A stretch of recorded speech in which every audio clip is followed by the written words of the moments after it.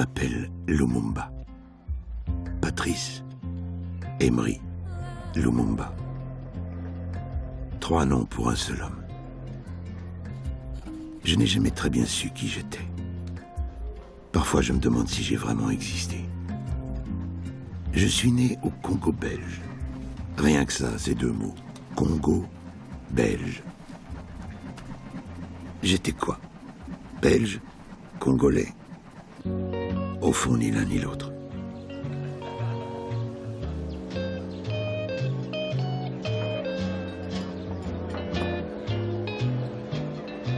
Les colons qui mènent dans ce pays une existence de dur travail réservent le dimanche aux distractions et au sport.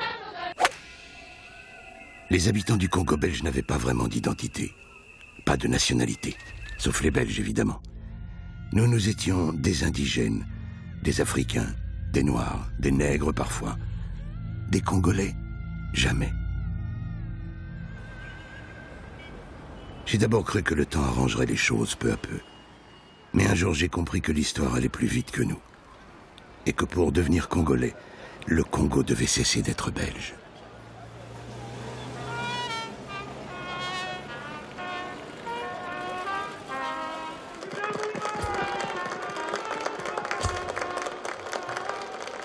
Je suis devenu un tribun, un nationaliste, un indépendantiste. Je suis devenu le premier ministre du Congo indépendant et souverain.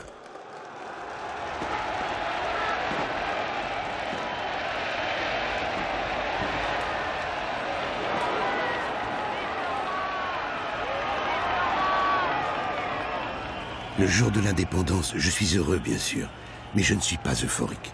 Je pense d'abord à l'avenir. Je sais que le défi est immense.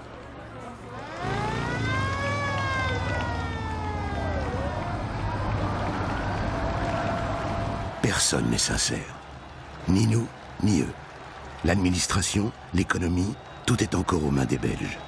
Tout est à faire. Je suis le Premier ministre d'un pays qui n'existe pas encore. Et je crois qu'au fond de lui-même, le président Kasavubu est aussi inquiet que moi. Il est 16h, ce 30 juin après-midi, il y a quelques heures seulement, que le Congo est devenu un État indépendant. Nous nous trouvons au boulevard Heckmans, dans cette grande artère qui part du Palais de la Nation. Voici rutilante la musique de la force publique. Peau de léopard, tambour bleu et jaune, gants blancs, shako brun. Kaza et moi, nous avons voulu cette indépendance. Et le pouvoir qui allait avec. Nous n'avions pas imaginé dans nos rêves les plus fous que nous l'aurions si vite. Nous l'avons. Tant pis pour nous.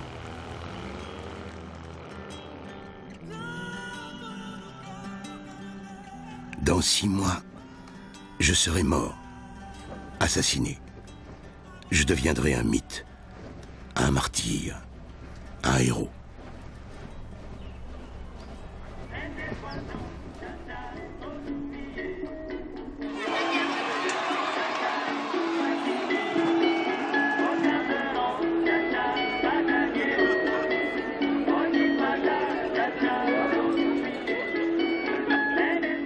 L'ivresse de l'indépendance va durer 3 jours.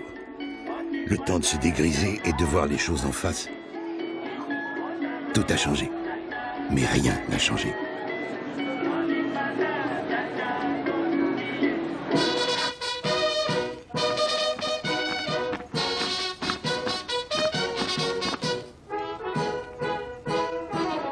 L'armée s'appelle toujours la force publique.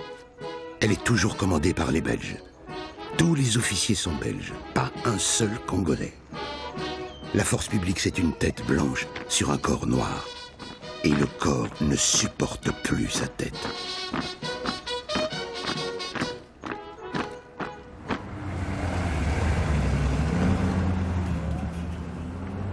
Quatre jours après l'indépendance, l'armée se met en grève.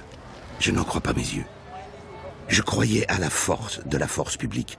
La discipline, le garde-à-vous, tout le tralala des militaires. Je me suis trompé. La mutinerie se répand à toute vitesse.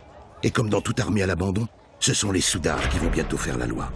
Ils vont piller, frapper, violer, tuer parfois.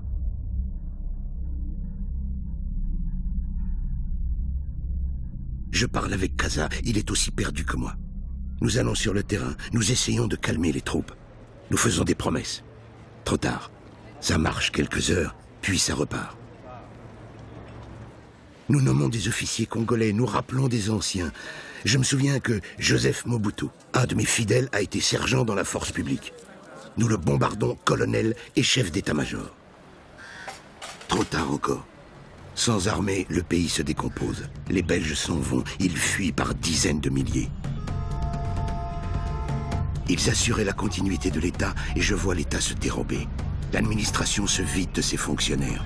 Tout s'arrête.